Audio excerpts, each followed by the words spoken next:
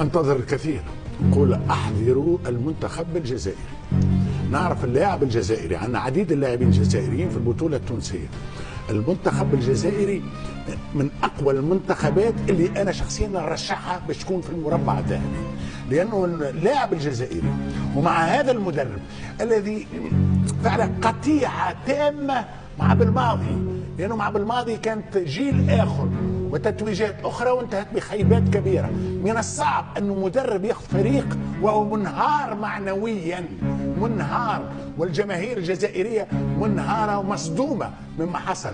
احذروا المنتخب الجزائري، لانه انا نحذر خاصه المنتخبات اللي تجيك في صمت. المنتخب الجزائري مش من عاداته، لكن مع المدرب هذايا يخدموا في صمت ولا نسمع عنهم الكثير، واللي ما نسمعش عنهم الكثير قبل البطولة سيتكلمون كثيرا أثناء البطولة.